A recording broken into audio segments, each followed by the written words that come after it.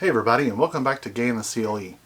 Today I thought I would cover something that's pretty dear to me. It's video games. I've been gaming since probably the early 80s. The first game that I ever remember playing was Pac-Man. Some of you may not even remember being in actual arcades and playing that video game. I remember as a kid, this is where I would go when my mother would shop. I would take with me, if you're like me, you're a gamer. And the one thing you've realized in most of the gaming world out there is there's not a lot of characters or video games or even content in those video games that really deals with us and what we deal with on a daily basis. Today I thought I would discuss with you some video games that actually have some LGBT characters or content included in them. So you'll probably have seen on YouTube there are hundreds of videos that are going to show you tons of modern games that may have LGBTQ content. I thought I would show you some of my favorites as well as some of the ones that have been around for a lot longer. I know what you're probably thinking. There are not a lot of video games out there that seem to have a lot of quality content for LGBTQ people. And some of you may even ask, why do we need video games that have LGBTQ content? Well, the simple reason is most video games tend to reflect life for people who are playing them. Most of the characters you deal with will have romances that will follow heterosexual guidelines. It's a male dating a female or a female dating a male. You'll deal with problems that are more related to their lifestyle. It only seems fair that we too get the same kind of an option.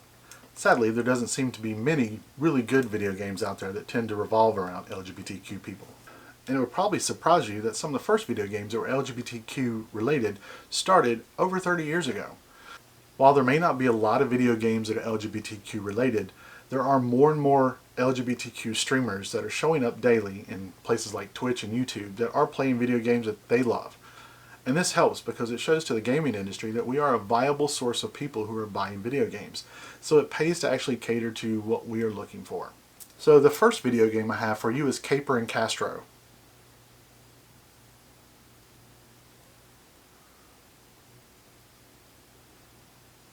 Where's the video footage?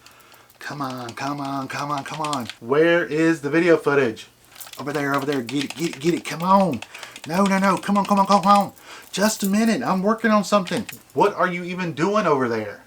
Come on, just a minute, I'm almost done. You're playing Mahjong while we're talking about video games? Just play the video clip. Okay, back to Caper and the Castro. This is the first ever queer video game and it came out in 1989. This game was designed in a program called HyperCard and was only available in early Macintosh systems of the time. Caper and the Castro is a murder mystery video game and developed by CM Ralph. It is the earliest known computer game to focus on LGBTQ themes. Caper and the Castro is a single-player, point-and-click, text-based game, much like the old video game Oregon Trail. The player takes on the role of Tracker McDyke, a lesbian private detective who must find her kidnapped friend and drag queen, Tessie LaFemme. To accomplish this, the player examines various locations on Castro Street to search for information on LaFemme's disappearance. The setting is based on the historical gay San Francisco neighborhood of the Castro.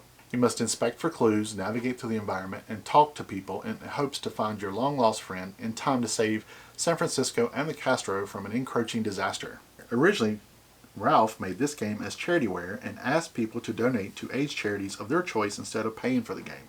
In this way, it was one of the only games in the 80s and 90s to directly reference HIV and AIDS. Due to its popularity, Ralph also released an alternate version of the game called Murder on Main Street. This one was released for commercial sale and it changed the entire plot line to be heterosexual. I've played this game and I enjoy it. It's not a long game, it lasts about an hour or so depending on how quick you can navigate through and keep track of the clues. It's definitely a fun one to pick up and play, if only for nostalgia reasons. I've included the link to the game in the description below, so check it out and let me know in the comment section what you think about this game. The next game is one of my favorite video game franchises. I originally played it on PC, but since then I've played it on Xbox and PlayStation. It's even now available on Nintendo Switch, so the possibilities of playing this game forever are virtually endless. This game is Borderlands. There are tons of LGBTQ characters in Borderlands, whether it's the first Borderlands all the way through to the newest ones. You have characters sending you to find their boyfriends, you have an NPC who reveals that she has a crush on two female characters, and that's just to name a few of them. And Borderlands is probably just the most epic game for killing and looting. They boast having cajillions of guns. As I said, this franchise has no problem including LGBTQ characters. I love the open world playstyle of Borderlands. Endless dungeons that give you more and more endless amounts of weapons. From driving cars to fighting in brawler pits, this game has it all. And it's definitely one that includes LGBTQ content. First you have Mad Moxie, who appears to be a lesbian, but also mentions in several cutscenes that she has dated men. Be careful. Motor Mama loves vehicles. That's what attracted her to me in the first place. Oh, did I mention we dated for a while? Had to break it off when she devoured one of my other girlfriends alive. Nobody eats my lady friends but me. If for no other reason, check it out for the fact that it looks like a comic book in live action. This game is just fun to play. The next game I have for you, I've only ever played on the Nintendo Switch. It apparently is out there for other consoles, but I've not tried it for those. The game is called Dream Daddy, a dating simulator. Essentially, you play as a dad-type guy who has recently moved to a new town with his daughter, and you're surrounded by various hot dad types for you to try and pick up. You get to choose your body type, including hairstyle, body style, color, and etc. It plays like most other dating sim games. Your job is to meet, greet, and date the eligible dads in town. In some ways, Dream Daddy feels like they just took the gay male character that you play and laid it over top of a female character just to create an LGBTQ content game. It's a fun game either way. Your character has a daughter that will assist you in meeting other guys in towns. You have an arsenal of one-liners that you use throughout the game. During meeting other dads, you're often exposed to mini games and question and answer sessions to gain their favor. It is a fun way to spend an hour or two at a time. The graphics are fun, the music is subtle, and works well with the environment. And you get to meet a cast of intriguing, eligible bachelors. I thought Grindr was a gay dating simulator. Ain't that what that was for? No, Grindr is not a gay dating simulator, though most of the times it does kind of feel like one with the cast of characters you're constantly surrounded with. The next game I have for you is Night in the Woods. Night in the Woods is a darker story of acceptance of who you are, and you are introduced to a variety of LGBTQ characters as you return home after dropping out of college. You play as May, a pansexual cat who has bouts of depression and recently dropped out of college. May is longing to return to her childhood home of Possum Springs. May seeks to resume her aimless former life and reconnect with her friends she left behind. But things aren't the way they seem. Home seems different now, and her friends have grown and changed. Leaves are falling, the wind is growing colder. Strange things are happening as the light fades.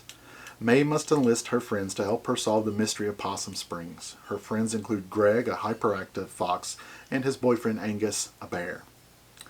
This game has you interacting with the environment in every way to solve the mystery. Will May discover the secret of Possum Springs, or will she let it all slip away from her? Only you will be able to decide. The last game I have for you is Star Wars Knights of the Old Republic. This game is set 4,000 years before the Galactic War, when the Sith were still a huge threat. You are the last hope of the Jedi Order, and you must master your force powers and skills if you hope to save the galaxy from the oppression of the Sith. Like many other RPG games, especially at this time, you do have a limited amount of character traits that you can choose. You can be male or female, you can choose hair color, and you can choose clothing types.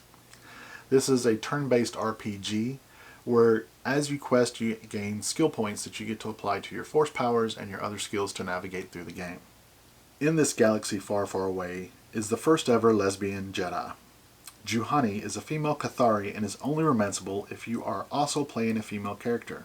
But it wasn't always this way. As much as I love the Star Wars franchise, it has not been the most inclusive of galaxies. In Knights of the Old Republic, we were given a throwaway Jedi character who just happens to be lesbian. The game isn't much different than the actual movie franchise when it comes to the story, but you get to see some of the lesser talked about planets and species. The storyline is decent and it moves along at a good pace. I love this game when it came out, however it has not stood up to the test of time. The graphics engine used in this game is far inferior to most that we see today, and the playstyle is clunky at best. In the middle of the fight you can actually pause the game to be able to switch up for a new talent set or a new weapon, which seems a little odd to do for an RPG. For the rest of the Star Wars gaming franchise, we didn't see another LGBTQ character until Old Republic came out, and then it required the outcry of LGBTQ fans and constant patch updates to be able to give us those characters. While there may not be a large catalog of LGBTQ inclusive games, LGBTQ gamers have taken upon themselves to create a much larger community. It all comes down to this: if you want to see an increase in LGBTQ content, we have to be the ones to change that. Game dev is a hot button trade right now. If you're interested in game development, check out the description below. I've included a link to Queer Studies 101. It's a really great article to get you started in game development. You never know, you could be the next LGBTQ game developer that's creating the quality content that we're all hoping to see. If there's any video games that are your favorites that I didn't mention, use the comment section below to tell me about them. I'd love to hear what your favorite video games are. If you like this video, go ahead and give it a big old thumbs up. If this is the first time you've ever been on my channel, make sure you go ahead and click that subscribe button. Then be sure to hit that bell button so that you'll be notified of any new videos as they come out. If you're a returning viewer to my channel, hit me up in the comments section below. Let me know what you thought of this video or anything I can do to make it better for you guys. Be sure to always check me out on any of my other social media. You can find me on Twitter at RealGayPagan. You can find me on Instagram at RealKeySimpkins. And as always, you can find me on my blog at GayintheCLE.com. I look forward to catching you guys next time. I can't believe I sat here for only 5 video games. I thought you were going to have more than that to share.